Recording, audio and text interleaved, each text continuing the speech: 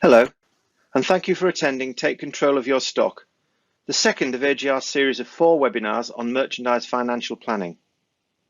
I'm Keith Dunn, the Principal Consultant for Buying and Merchandising here at AGR. I've worked in retailing for many years, during which time I've had senior buying and merchandising roles in a wide range of international businesses, including those whose logos you can now see on screen. Before I start this webinar, just a reminder of the other sessions in the series. Our first one, which is now available online, looked at why good merchandise financial planning is so important. There are 2 more still to run, and in the next one, I'll be looking at how to plan for markdowns and promotions, and examining the effect that they have on margins. In the final session, I'll discuss how to balance the costs and benefits of online returns. Go to our website at agrdynamics.com for the dates and registration details for the upcoming sessions, and where you can also find a link to the recordings for the first.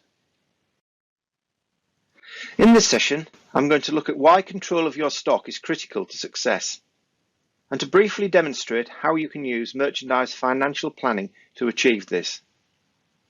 We'll be reviewing what good stock management looks like, with a few suggestions on how to set the right stock levels, and discussing why the balance of new and old stock needs to be controlled.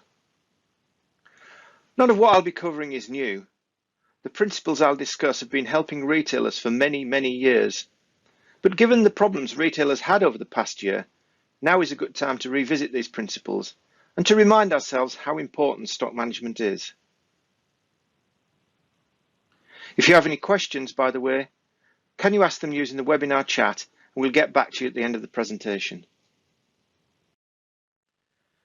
I think it's fair to say that virtually anyone who works in retailing will have grown up with that old adage that the secret to retail success is the right product in the right place at the right time.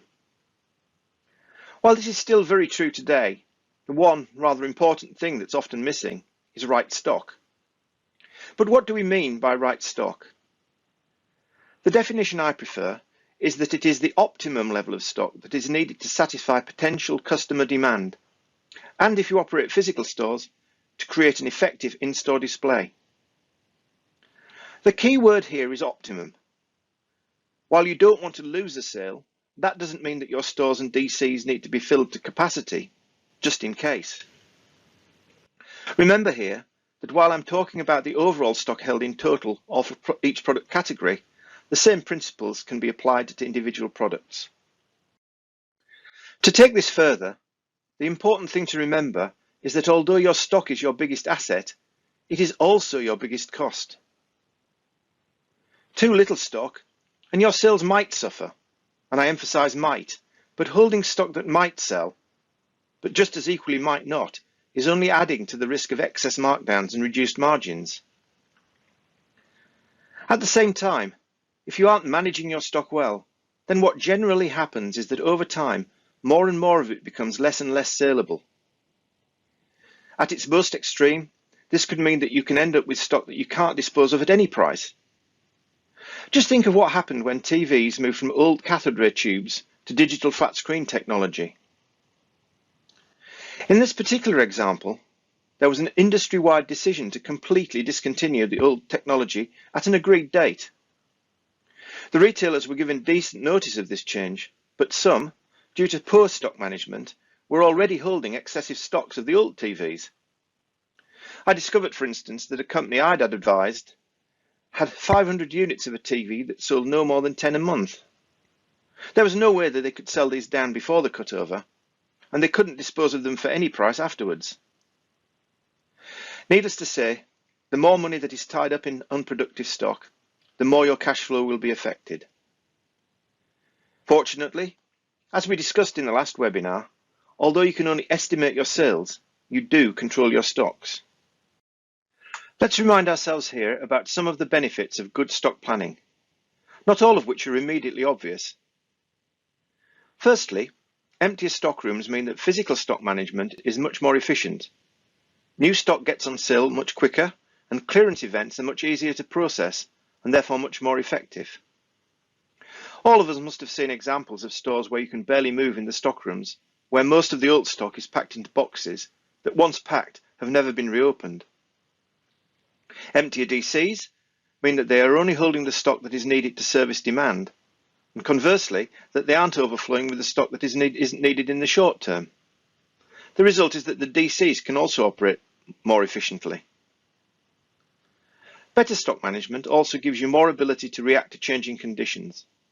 Less stock and better control of intake gives you more open to buy, which can be easily released or reduced in response to trading opportunities.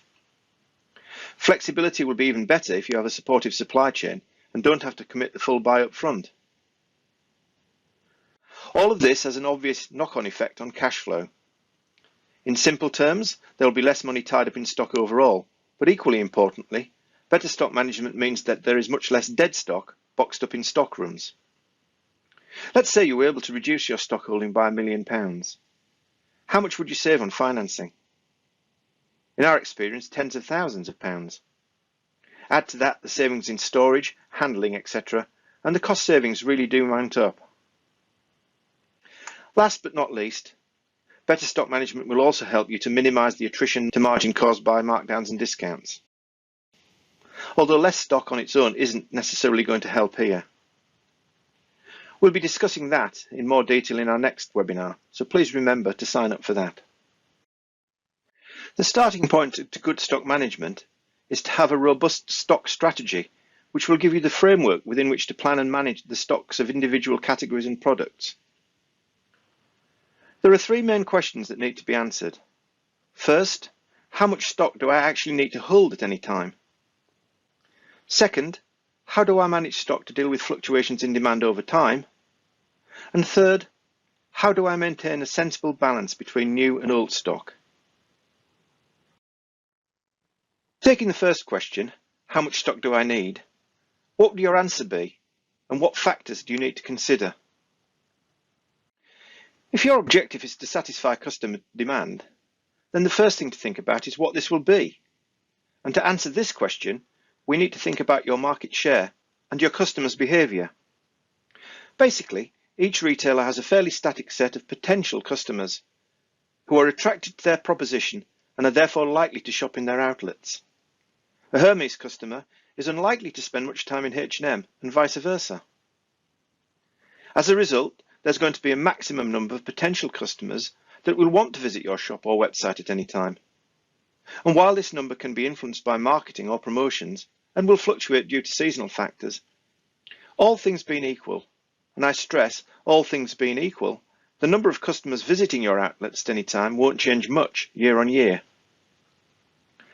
At the same time, customers have limited spending power, and there is a limit to the number of items these customers are going to buy from your outlets.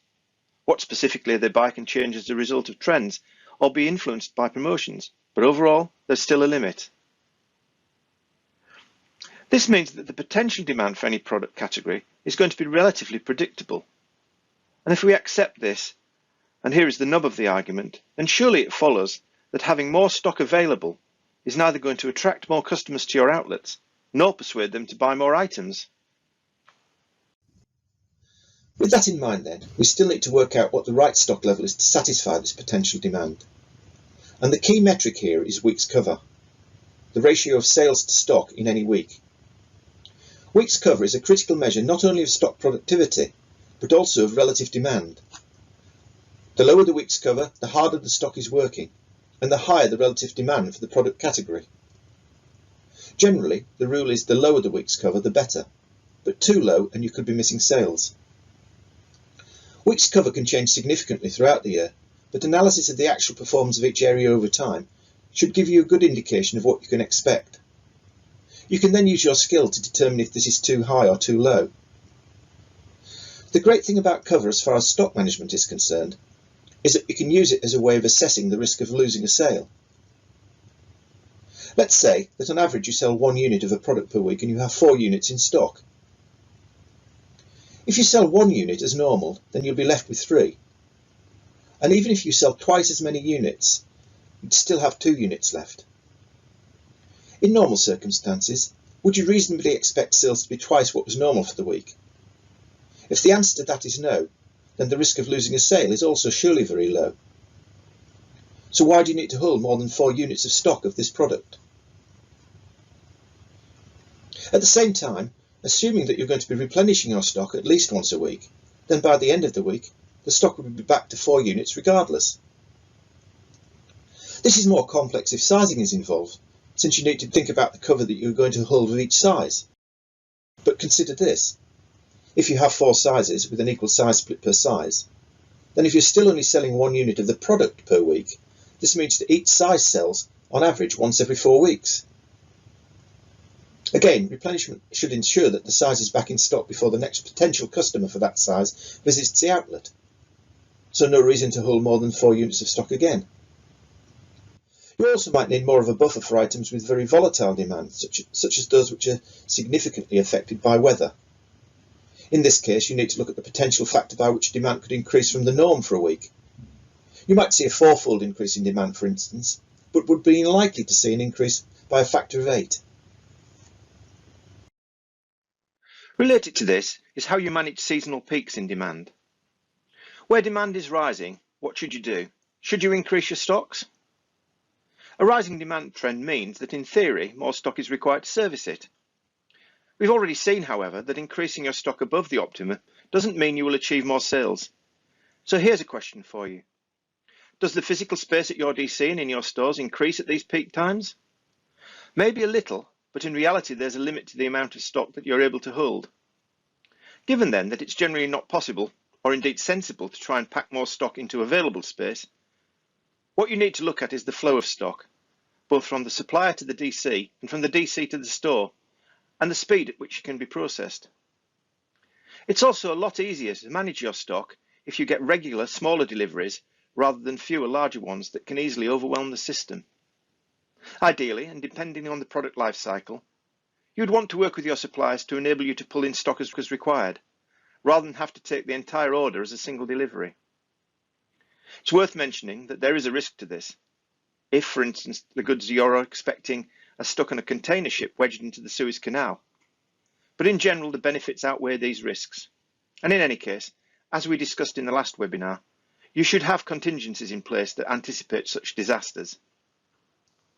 The answer then to the question we posed at the beginning of this slide is that although a small increase in stock might be required, you shouldn't automatically assume that increased demand means more stock.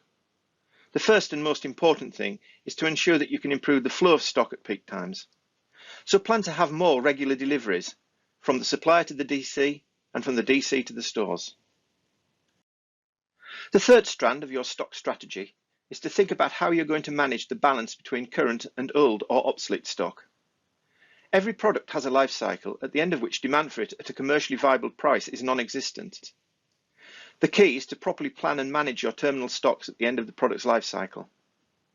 As soon as stock becomes terminal, it clutters up the DC and stock rooms, constrains open to buy for new products, and is a drain on margin and cash flows. It's critical, therefore, to keep it to a minimum and to plan and manage the mix of current and old stock, and to ensure that this plan is rigorously enforced. What you don't want is for the old stock to grow and grow over time to the point where it becomes unmanageable. So what are the benefits if you do keep current and old stock in balance? Well, you get improved margins and reduced costs. Your DCs and stores aren't clogged up with unproductive old stock. There are increased efficiencies. People aren't tied up managing this old stock, and there is a quicker turnaround and replenishment of new products. Ultimately, less old stock means more appealing stores and much better availability. So with the principles in place, it's now time to turn the theory into practice. Most of the practical side of stock planning is quite mechanical, letting the system take as much of the strain as possible. The skill is in setting robust stock and intake plans that will deliver the required objectives. I'll be demonstrating this using AGR's Merchandise Financial Planning module, which gives you all the financial planning tools you need to manage your business effectively. There are basically 3 steps to developing your stock and intake plans. Firstly, set the sales plans. You might not be able to control sales, but they are still the driver of your stock plans. And as we've said before, it's important that you start with a sales plan that is as realistic and achievable as possible and based on all available information. Secondly, set the target stock you want to hold at any time. This is typically done using forward cover, and the initial target should be calculated automatically by the system. Once the system has done its work, you need to review the absolute stock level in conjunction with the week's cover and make the necessary adjustments to ensure that the levels are not too high and that the week's cover is acceptable. As you're doing this, you'll also need to keep an eye on intake to make sure that it's at a manageable level. Steps 2 and 3 are very iterative and are where your skill and expertise is needed, since the three objectives, essentially to keep stocks as low as possible without risk, while at the same time making sure that there aren't any large peaks and troughs in intake, are often contradictory. Let's look at how we arrive at a sales plan that is realistic and achievable. As we discussed earlier, our customer base isn't going to suddenly get larger. So all things being equal, your sales next year aren't going to be much different to the current year. Any growth you can achieve will be driven by a number of factors, all of which need to be considered. You should also start with like-for-like performance, that is the sales you will achieve from your existing outlets or websites, before adding any sales that will come from new outlets. Like-for-like performance is important because it's what delivers sustainable profitability. So what can change year on year that is likely to deliver more or even less sales? Is there going to be any new marketing or promotional activity? And I mean new activity, not just a repeat of what is already being done, since that can be safely factored into existing sales. Are product trends changing, either in general when looking at overall growth or for specific categories? How are prices changing? Can you sell more units at a higher price? Have there been any system improvements, such as those which might affect replenishment and therefore improve availability, which could have an impact on sales? Where is the economy and society going? An especially pertinent question at the moment, since the economy, and indeed people's willingness and ability to shop, have been severely hampered by COVID. What is happening with the competition? Many sectors have found themselves with a lot less competition than they expected. Is that a good thing or a bad? And how do you react? At category level, has more space in store or on the website been allocated? More space means more product. But does that equate to more sales? There are many other questions that need to be asked. But determining what growth you might be able to achieve shouldn't just be a case of sticking your finger in the air and hoping for a friendly breeze. In practice then, last year's performance, which, since you're planning for the future, usually means this year's performance, is the base that you start from. In AGR, the forecast for a future planning period is populated automatically with the previous year's performance, so you already have a good starting point. Based on the discussions of all the factors that will influence it, you can then apply base growth to last year. In AGR, you can apply this growth at any level of the planning hierarchy. Now that you have the overall level of sales where you want them, you can amend the shape of the sales to reflect, for instance, changed timing of promotional events or key selling periods such as Easter. You should also take a look at the volume sales to check that these are achievable. In AGR, all values are automatically converted to units, so you have that information available as and when you need it. Finally, you should add in the additional sales generated by new outlets or websites and subtract the loss of sales from outlets that have been closed. For many retailers, there have unfortunately been more of the latter than the former over the last year. When you've finished with sales, you need to turn your attention to target stock and intake. Initially at least, you don't have much to do, since the target stock is automatically calculated using the industry standard method of forward cover, where the target represents the entered number of weeks of future sales, discounts and markdown. The default forward weeks cover is set for each node of the planning hierarchy. Here it's been set to 6 and can be amended by week as required. The intake requirement is also calculated automatically so that the target stock at the end of each week or period is achieved. What this means, and this is important, is that the total intake requirement for any period doesn't change unless the underlying variables change. Your plan will always be for the stock at the end of any period to be equal to the target. This becomes relevant when you start to look at weekly intake. All you're doing is moving bricks around. The total number of bricks you need doesn't change. The next task is to look at what the system has thrown out using the configuration settings and see what needs to be amended. What we can see is as follows. Stock is at a maximum of around 300k, but it's at its highest well before the sales peak. Do we really want that? Doesn't it just mean we've brought stock in far too early? Weeks cover, on the other hand, is more than acceptable. We dropped to a low of 2.9 weeks in the peak sales week, but that's exactly where we wanted to be at that point. In fact, is it overall a bit too high? Intake, though, is completely unacceptable. It peaks at nearly 110k in week 32, and we know our DC just wouldn't be able to manage it. So we know what we need to do. Move the stock peak close to the sales peak and reduce the peak intake week to a manageable level.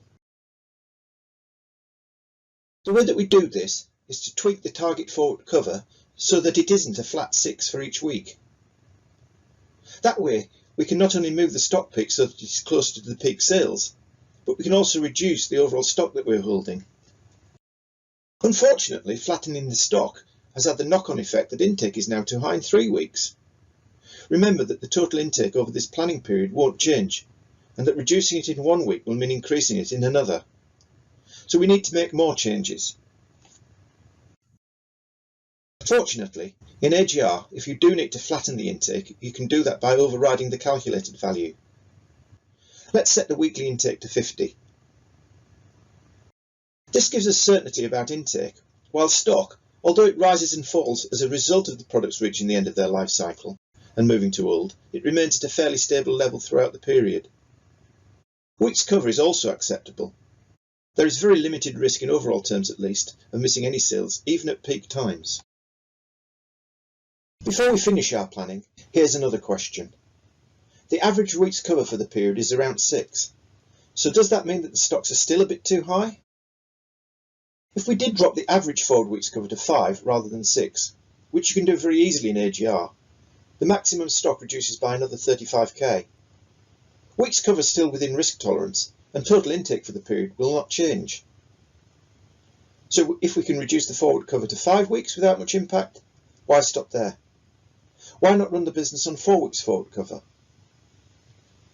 Don't forget that if you operate physical stores, you do need to make sure that they're full. But let's say the capacity is 150k.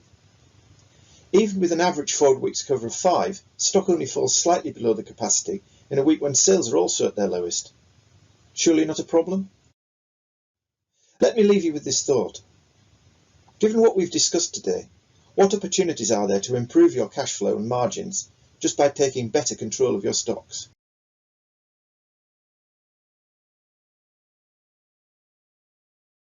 In summary then, better stock management will lead to better cash flow, improved margins, and greater overall business efficiencies.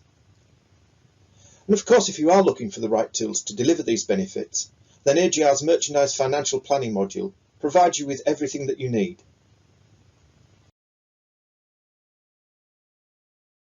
To find out more about the module, or to book a demo, contact us on info@agrdynamics.com. And don't forget to visit our website to sign up for the next webinars. Goodbye.